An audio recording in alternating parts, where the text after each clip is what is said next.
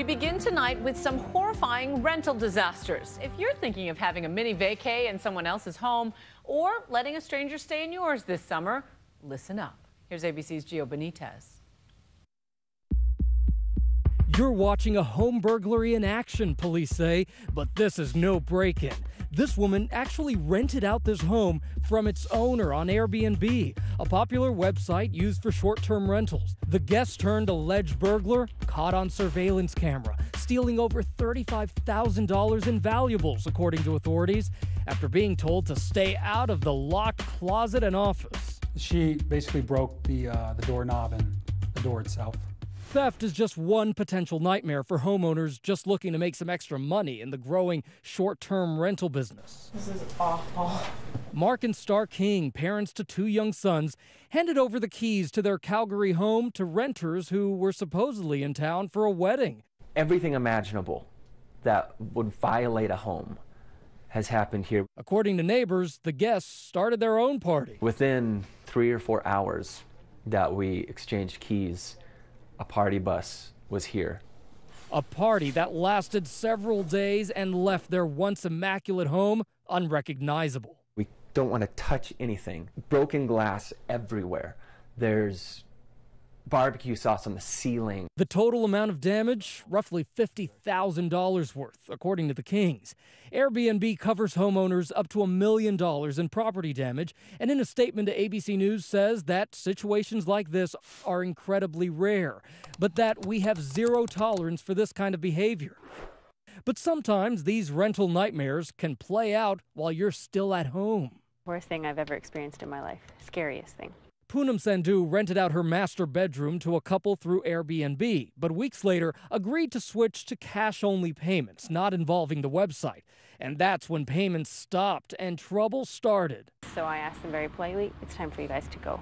But her renters refused to leave, and that's when she installed these security cameras. Here, Sandhu is seen helplessly watching as her unwelcome guests roam freely through her house, helping themselves to anything in her refrigerator and cabinets. This shirtless man is seen wandering through the house at night. In a lot of states, if you stay in a place for at least 30 days, it's deemed to be a rental. To get someone out who doesn't want to leave, you effectively have to evict them.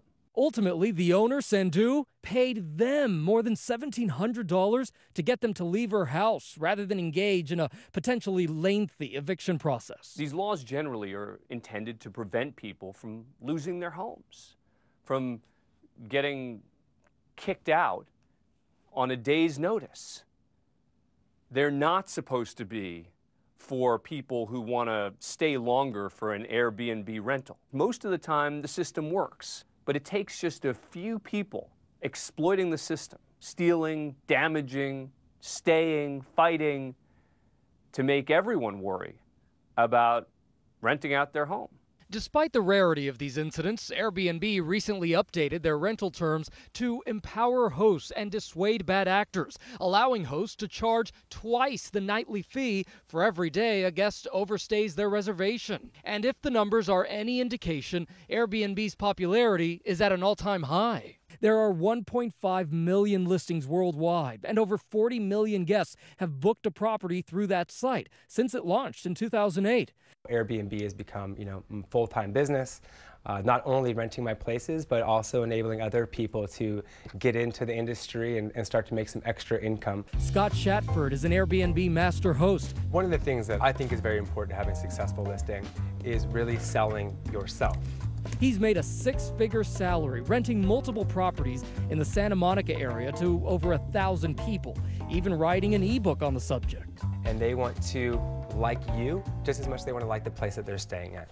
He says Airbnb can be both safe and lucrative by following a few simple guidelines. First, beware of last-minute bookings and in-town renters. If I get a last-minute reservation for one night, I'm pretty sure that those people are up to no good. I tend to scrutinize more people that are staying at my property that live in my same city because the same thing. I know they're not going on vacation. I don't really know what the purpose of their travel is.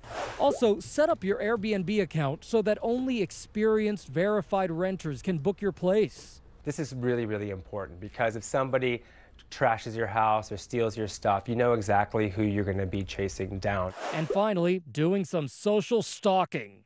If, the picture on Facebook of your guest is, somebody doing a keg stand, you probably don't want them coming for your spring break rental, right? When it comes to home rentals, renters should beware too. Sometimes listings don't paint a complete picture. Look at this sprawling 4,000 square foot home in South Lake Tahoe, advertised on HomeAway.com for $400 a night. This house is amazing. How could that be? And I thought, maybe we were lucky. A seemingly perfect vacation home for Cherry McGaffrey's extended family, totaling 14 members. Her cousin's husband and daughter were the first to arrive. Kind of like a Bali style. I felt like singing. Just I was so happy. Followed shortly by the actual homeowner. I took a peek through the slats of this window here and recognized that we're total strangers in my house. All of a sudden, we saw a man come in. The little girl sort of screamed. I was kind of surprised. I didn't know who he was. I informed them that I was the owner of the house. He basically said, sorry to tell you this, but you guys have been scammed. Turns out the McCaffreys fell for a fraudulent listing. HomeAway.com claims it's rare on their site. Less than 1 in 10,000 listings are fake, but confirms there were 10 other travelers who thought they had rented Sean's house through fraudulent listings seen on their website. All sides of this growing rental business ripe for exploitation.